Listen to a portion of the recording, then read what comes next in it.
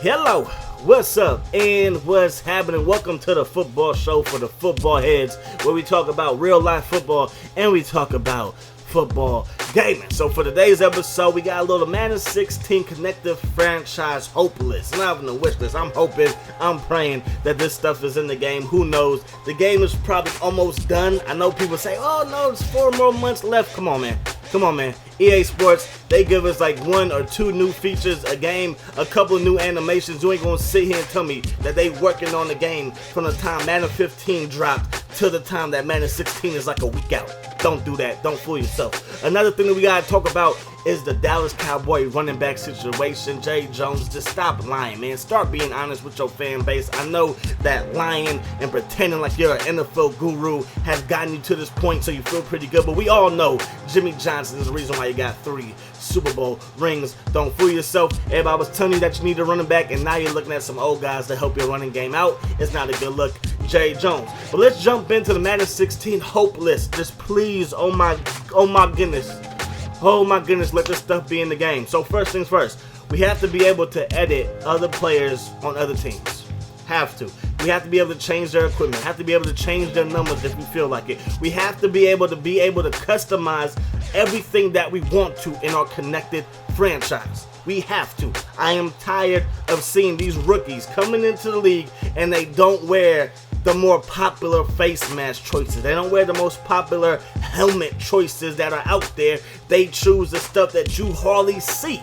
Now I'm talking about those face masks and the helmet that like Ndamukong Suh wears. Ndamukong Suh wears it. How many other people wear it? That's my point. Larry Fitzgerald, Peyton Manning, they rock it. But how many other people rock that same face mask? James Harrison, he has the Revolution helmet as well, but he has a more traditional face mask with it. But again, even with his, how many people actually rock it? So one of my pet peeves is having these guys come in with unrealistic helmets, unrealistic face mask choices. Now, if there's 1 or 2 people per draft class that come in with it, even if it's 5% of the people in that draft class that come in with it, I don't have a problem. But the fact that everybody in the freaking draft class comes in with these unrealistic face mask and helmet choices and we can't change them is beyond stupid. It's beyond stupid. Another thing that would help out if we can change these players' appearances, maybe not appearances, but just how they look in their equipment and their number choices. RG3 in my connected franchise. If you play one at home, if you're listening to this, if you've seen another YouTubers or Twitch streamers connect the franchise, almost in every franchise that I've seen, RG3 becomes a free agent. And he usually signs right back with the Washington Redskins. The Redskins, for whatever reason, do not pick up his 5th-year option or to give him a contract extension, whatever you want to call it, and he usually becomes a free agent. No other team wants him. The Houston Texans, they probably could use a quarterback. Remember, there's no Jameis Winston, so the Buccaneers, maybe they looking at him. No, they don't want him. The Tennessee Titans, there's no Marcus Mariota, so maybe they want him. You know, this is before the trade, so maybe the Rams want him. I don't know. Somebody got to want him. Nobody does. Okay, that's fine. Don't have a problem with that. He goes back to the Skins. That's cool. That's probably more realistic than, him going to a new team. But he has a different number. Why does he have a different number? Because, of course, the Skins, they were signing people, right? They were signing people, and somebody took number 10. So now RG3 comes back wearing number 13 or number 16. And it's like, why can't I see RG3 wearing 10 when he still plays for the Skins? It makes absolutely no sense. So we have to be able to edit any and everybody's equipment numbers when they are in our connected franchise. Have to. It has to be done.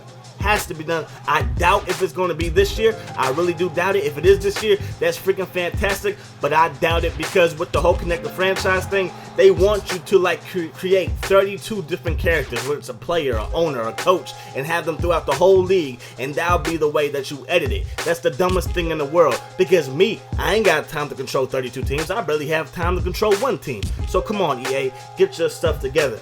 Another thing, we need to have more realistic player, level or overall dissipation, if that makes sense. Too many times I saw Tony Romo, Eli Manning, and Ben Roethlisberger out of the league in like 2 years. And that makes absolutely no sense. Like, if we think about it, Ben Roethlisberger had one of his best years in the actual NFL. Tony Romo had one of his best years win-wise, not throwing an interception, stuff like that. New York ain't got a better option right now than Eli Manning. He's not the best, but hey, you don't really have a better option. So he's going to be in the league for at least another 3-4 years. Like, let's just be real. But somehow in Madden, after year 1, Tony Romo was replaced by a backup quarterback, and then they end up trading for Alex Smith. Eli Manning, he was gone. He was the 3rd string quarterback for the New York Giants, and then next year, he was gone out of the league. He was a free agent. Ben Roethlisberger, in this past season for my Jets Connected franchise, they freaking replaced him with Jake Locker. Jake Locker now in the NFL anymore. They replaced him with Jake Locker, and then he was a free agent. He was a free agent for the whole season. For the whole season, he was a free agent, and then he retired.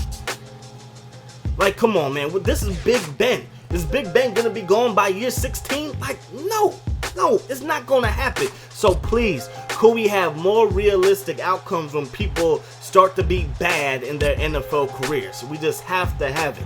Eli Manning should not be nowhere else besides New York unless his contract comes out, or at least or if he just gets hurt. That should be the only way where they're done in 1 or 2 years. In my opinion, that is the only way. Another thing, same thing with Tony Romo. If his contract is up, fine. Nobody wants to sign him, fine. You know what I mean? If he gets hurt and he gets decapitated, fine. He can no longer play. I get it. Big Ben, come on. Big Ben, in my opinion, is the greatest quarterback in Pittsburgh Steelers history. I know Terry Bradshaw is sitting out there with 4 Super Bowl rings. I know, I get it, but come on. That team is stacked. A lot of times Big Ben ain't had a running game. A lot of times that defense really wasn't that Pittsburgh stingy D. Big Ben is the man. Don't just cut his career short. EA Sports. Another thing, it's about time we get some better presentation. We need some more creativity.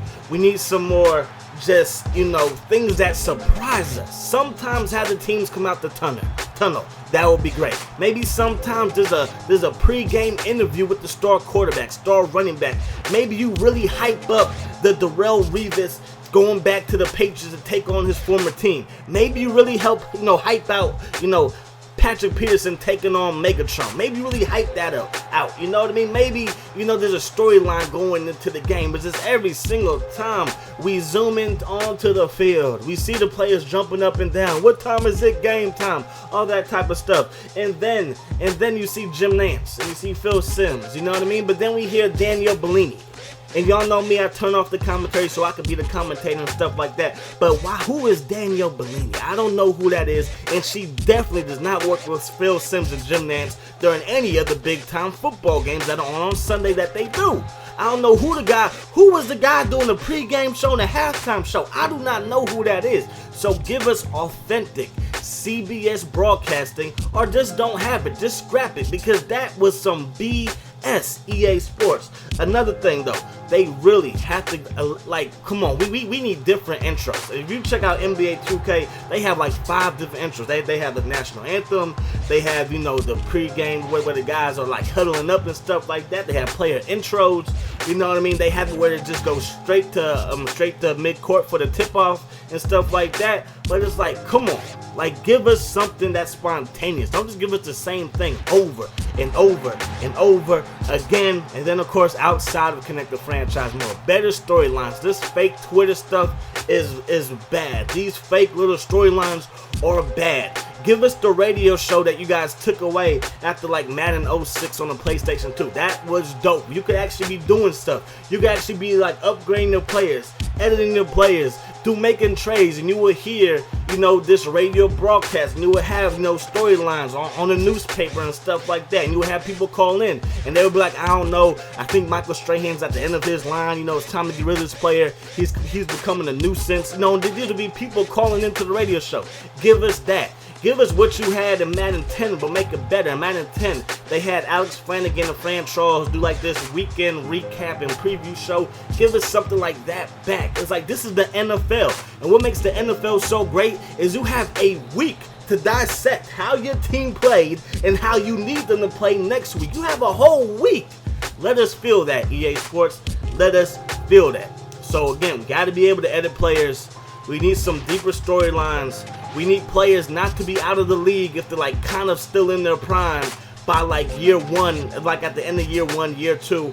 Gotta have better presentation even on field. We gotta have players running out the tunnel. Gotta have, like, you know, on-field interviews before, during, after the game, all this other stuff. Maybe hype up some storylines. Hype up matchups. Gotta hype up matchups. Patrick Peterson guarding Megatron. That's a big one every single time. Him guarding Des Bryant. That's a big one every single time. We gotta have that stuff back. And of course, gotta have some type of wrap-up show, highlight show during, in between games, stuff like that. Alright, that's gonna do it for the Madden 16. I might come up with some more stuff. If you guys have any ideas, again, drop them down in the comment section. I love reading the comments. I try to reply to everybody that I see. Now, the Dallas Cowboys. Oh my gosh. Jay Jones. He feels like he has the best O-line in the league. And he might be right. Matter of fact, he is right. He does have the best O-line that money can buy, possibly. He also just signed Collins, the guy from LSU, has some issues off the field, but he was projected to be a first-round pick. So Dallas, you do have the best O-line, but you have Randall running the ball for you. You have Dumbo running the ball for you. You have a injury-prone Darren McFadden running the ball for you. That makes no sense. In the draft, there was a bunch of running backs in this year's draft. It was probably the best draft for running backs in a very, very long time, and you don't draft not one of them. Jerry Jones. Why not? Why not? Because now, this past week, you're working out Ben Tate. Ben Tate played for 3 teams last year. The Browns, the Vikings, and the Pittsburgh Steelers. He played for those 3. It's hard to play for 3 teams in your career. He played for 3 teams in 1 season. That is beyond me.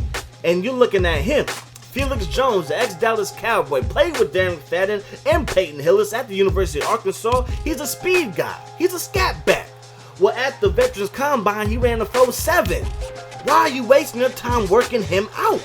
And of course, a week before he worked out Ben Tate and Felix Jones, he's saying that the running game will be fine. The O-line, the tight end, the receivers are going to block. And it's going to open up lanes for the running back, man. You don't have Emmitt Smith no more. You ain't got DeMarco Murray no more. You still got somebody that resembles maybe Troy Aikman. You still got Tony Romo. He's a pretty good quarterback in my estimation. You still got Des Bryant. He's a great receiver in my estimation. But where is your Emmitt Smith? Because let's just go back to the 90s when the Cowboys won 3 Super Bowls in 4 years. They had a great running back in Emmitt Smith. Some people say he got all those yards because he had a great O-line. I will agree with you, but don't take away that Emmitt Smith was a bad man. Emmitt Smith was a good running back. He's one of the best running backs of all time. Whether he's in your top 5, maybe he's not in mine either, but he's definitely in my top 10. However, Emmitt Smith, he didn't get hit in the backfield that much. Did not get hit in the backfield that much. And he could make a linebacker miss. He could make a safety miss. He never really faced 2 guys at once. And when he did, bless his heart, he could get away from them. I don't know if Darren McFadden can still get away from him. I don't know if Darren McFadden going to last 16 games. Randall had some big-time runs. He had a big run versus Seattle. He had a big run versus Washington. But whenever you took out number 29, you better believe that the defense relaxed. We all know that the defense relaxed when that main dude is not in there. So Jay Jones, don't be feeding everybody that's a Cowboy fan this bullcrap that the running game going to be fine when you're working out Ben Tate and Felix Jones. Why are you working those guys out if the running game is going to be fine? Again, Randall, he's never been asked to be that workhorse. Dunbar, he barely plays anyway. Darren McFadden can't stay healthy. I mean, they brought in Maurice Jones-Drew to replace Darren McFadden. I mean, like, come on, man. The Raiders couldn't wait to get rid of Darren McFadden. And that's who you pick up. And then you don't draft anybody in this last draft. In this past draft, you don't pick up a single running back.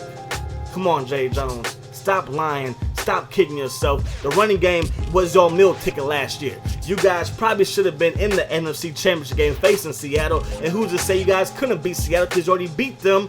Something that Green Bay didn't do at all last year. The Cowboys actually beat Seattle.